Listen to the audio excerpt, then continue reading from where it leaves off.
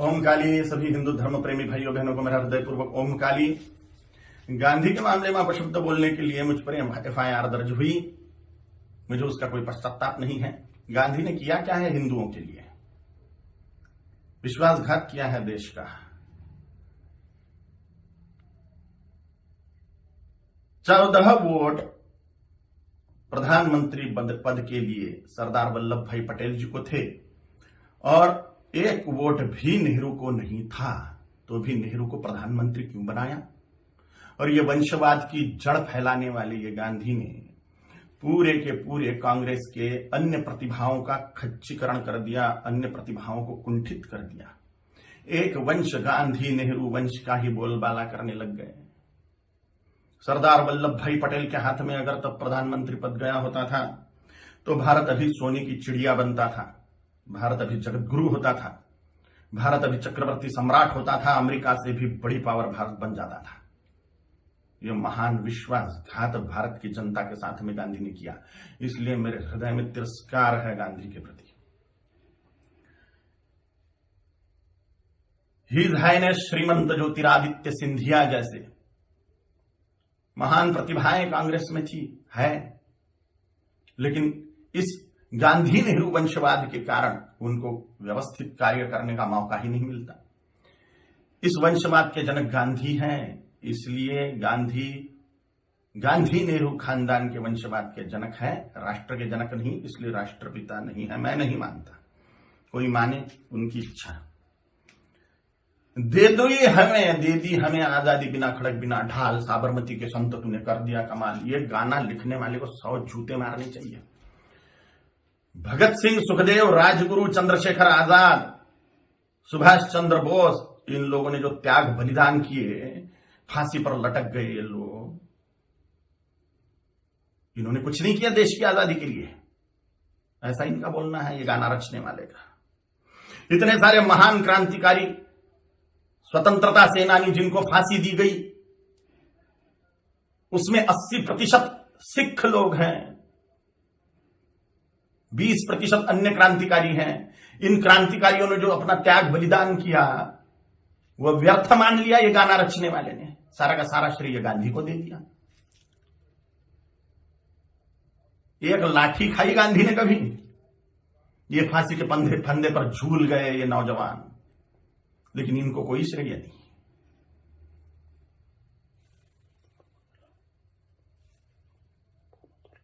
सुखदेव, राजगुरु, भगत सिंह जी की फांसी गांधी रुकवा सकते थे, लेकिन नहीं रुकवाई जानबूझ के, इसलिए तिरस्कार करता हूं मैं गांधी का।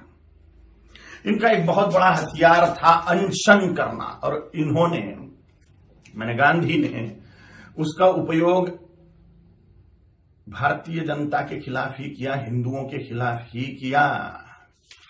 बोला था कि बंटवारा मेरी लाश पे होगा, मजहब के नाम पर जो बंटवारा हुआ पाकिस्तान बांग्लादेश का, वो मेरी लाश पे होगा, ऐसा गांधी बोलते थे। लेकिन जब बंटवारा हुआ तब गांधी जिंदा थे, और बंटवारे के समय जो दंगे हुए, लाखों करोड़ों हिंदुओं को, सिखों को काट डाला गया उसमें, और लाखों करोड़ों हिंदुओं को मार के उनकी लाशें भेजी गई। लाखों हिंदुओं को, 27 लाख हिंदुओं को मार डाला गया एक ही दिन में, डायरेक्ट एक्शन डे के दिन, जिन्ना के द्वारा। और पाकिस्तान में से जो ट्रेनें आ रही थी वो लाशों से ही भरी हुई थी, महिलाओं के और पुरुषों के, बोरे के बोरे भर के महिलाओं के स्तन काटकर भेज रहे थे वहां के लोग। सामूहिक बलात्कार करी हुई महिलाएं, उनकी लाशें, उनके स्तन बोरों में भर के। और यहां गांधी अनशन कर रहे थे कि 55 करोड़ रुपए दो पाकिस्तान को। जब सिख लोगों ने दंगे से पीड़ित होकर कड़कड़ाती ठंड में मस्जिदों का आश्रय लिया, तो उसके लिए अनशन पे बैठ गए गांधी कि इनको मस्जिदों से बाहर निकालो, मुसलमानों को मस्जिदें सौंप दो। नफरत करता हूं मैं गांधी से, इसलिए भी पाकिस्तान बांग्लादेश को जोड़ने वाला कॉरिडोर मांग लिया मुसलमानों ने कि भारत को और खाया जाए। गजवाए हिंद के तहत भारत को मुसलमान बना दिया जाए। तो पाकिस्तान और बांग्लादेश को जोड़ने वाला कॉरिडोर, हजारों वर्ग किलोमीटर का कॉरिडोर, इसके लिए गांधी अनशन पे बैठने वाले थे। के शासन को वो दे देना पड़ता था और भारत फिर से बढ़ जाता था। स्वतंत्र वीर सावरकर जी ने गांधी के सामने जातीयवाद तोड़ने की बात कही कि वर्णवाद, ब्राह्मण क्षत्रिय वैश्य शूद्र यह वर्णवाद और हजारों जातियों में बटा हुआ जातीयवाद, इसको तोड़ दो और हिंदुत्व की धर्म ध्वजा के नीचे सारे हिंदुओं को एक कर दो। तो गांधी ने इसके लिए बात नहीं मानी। ये मांग पूरी करने के लिए अनशन पे नहीं बैठे। उन्होंने कहा जैसा है वैसा रहने दो।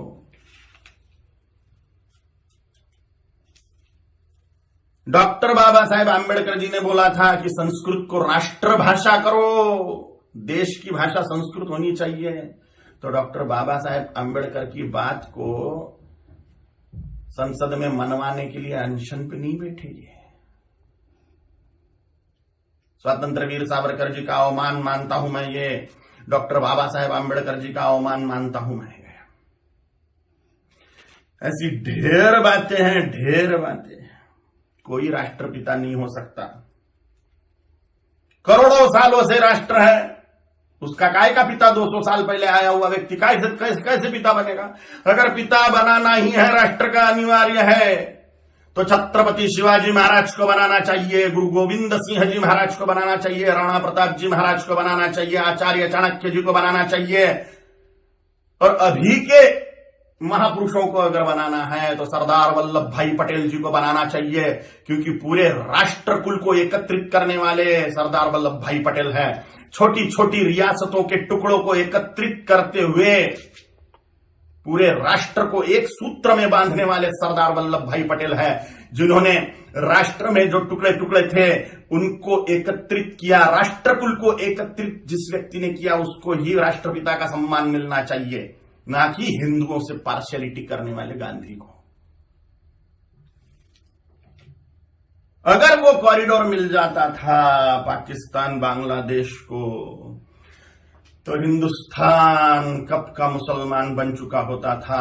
धन्यवाद है, कोटि कोटि धन्यवाद है महात्मा नाथुराम गोडसे जी को। उनके चरणों में साष्टांग नमस्कार है मेरा कि उन्होंने अपना बलिदान देके हिंदुस्तान को मुसलमान बनने से बचा लिया।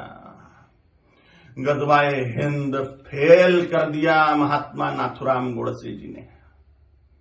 कोटि कोटि धन्यवाद है उनको। महात्मा गांधी नहीं, महात्मा नाथुराम जी गोडसे हैं। और अगर सच बोलने की सजा मृत्यु है तो स्वीकार है। छत्रपति शिवाजी महाराज जी ने, छत्रपति संभाजी महाराज जी ने, गुरु गोविंद सिंह जी महाराज जी ने, राणा प्रताप जी महाराज जी ने अपने पूरे कुल का बलिदान कर दिया हिंदुत्व बचाने के लिए। तो मेरे जैसे तुच्छ जंतुओं का जी के फायदा भी क्या है? अगर धर्म के लिए हम बलिदान नहीं हो सकते तो मर जाए मेरे जैसे करोड़ों कालीचरण हिंदुत्व को बचाने के लिए, धर्म को बचाने के लिए, सनातन हिंदू धर्म की रक्षा के लिए तैयार है हम मृत्यु दंड को पाने के लिए। ओम काली।